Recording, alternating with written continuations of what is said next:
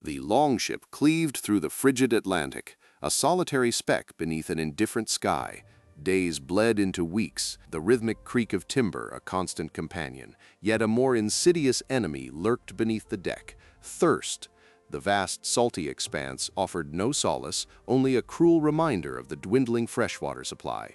For the Norsemen, maritime survival hinged on overcoming this fundamental physiological challenge.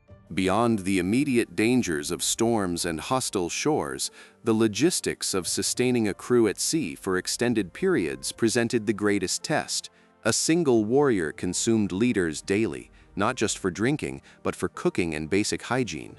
Without a reliable method to manage this critical resource, even the most formidable Viking expedition was doomed before it began. The primary infrastructure for water storage was the wooden barrel.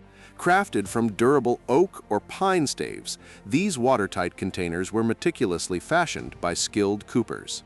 They were often lined with pitch or wax to prevent leakage and inhibit spoilage, forming the silent, bulky lifeline of every voyage.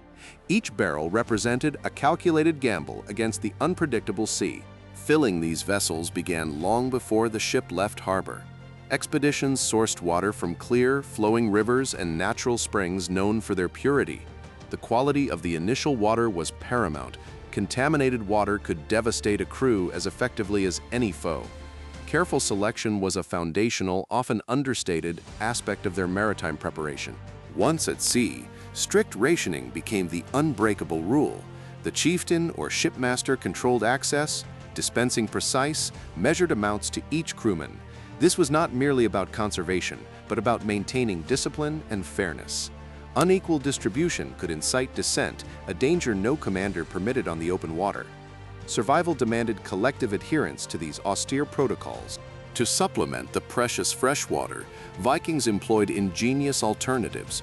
Collected rainwater was a vital, if inconsistent, bonus, often caught using sails or animal hides. Fermented drinks like ale and mead, while not hydrating in the same way, contributed to caloric intake and contained some liquid.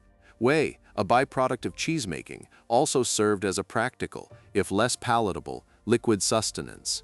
The diet on board was carefully planned to minimize water consumption. Dried fish, cured meats, and hardtack constituted the bulk of provisions.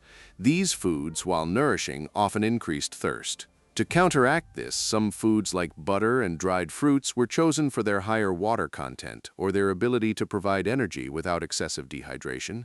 Every morsel was part of a grander logistical calculation. Furthermore, the Vikings understood the principles of thermal regulation. Clothing was layered to manage body temperature, preventing excessive sweating that would deplete vital fluids. Activity was often timed to cooler parts of the day, and strenuous tasks were broken up. This conscious effort to minimize physical exertion directly conserved the crew's limited water reserves, extending the voyage's viability. The Norsemen's ability to survive long voyages contrasted sharply with many contemporary maritime cultures. While Mediterranean fleets often relied on frequent coastal stops for replenishment, the Vikings ventured into the vast, open ocean. Their clinker-built longships, designed for both sail and oar, enabled them to traverse distances unthinkable to others.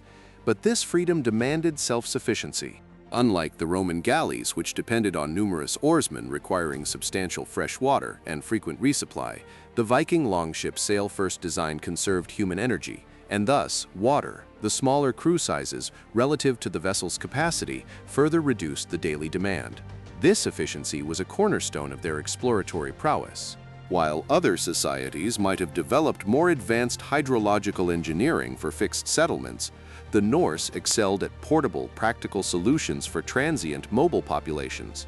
Their water management was not about complex aqueducts, but about rugged barrels, disciplined rationing, and the exploitation of natural resources at sea. It was a philosophy born of necessity and hardened by the elements. The sheer audacity of Viking journeys across the North Atlantic speaks volumes about their confidence in these methods.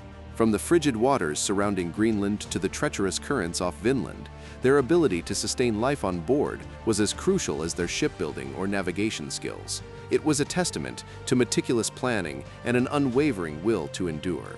However, even the most meticulous planning could not always overcome nature's caprice. Extended periods of drought or unexpected delays at sea could turn prudent rationing into dire scarcity. Without a means of desalinating salt water, their system had a hard, unyielding limit. This fundamental vulnerability always shadowed their bold explorations, reminding them of humanity's fragile place. The advent of Christianity and the rise of more centralized kingdoms gradually altered the nature of Norse seafaring. Large-scale, independent longship expeditions gave way to more organized naval forces and trade routes. While the necessity of water management remained, the context shifted. Settlements became more permanent, reducing the existential pressure of prolonged voyages. The increasing integration into European trade networks also introduced new logistical possibilities. Ports became more numerous and reliable, allowing for easier replenishment. The pure self-reliance of the early Viking age, born of isolation and ambition, slowly evolved. The infrastructure of water resupply became less about ingenious adaptation and more about established commerce. Furthermore, changing climates may have played a subtle role. Warmer periods could have altered precipitation patterns, impacting the availability of freshwater sources in certain regions. While not a direct cause, environmental shifts often force adaptations in survival strategies, though the core principles of storage and rationing likely remained fundamental for any sea journey. As the Viking Age waned, the economic and political landscape changed. The need for vast pioneering voyages diminished, replaced by more localized trade and military operations. While their maritime legacy endured, the acute problem of fresh water on months-long expeditions became less central. The era of the self-sufficient ocean-crossing longship slowly faded into history.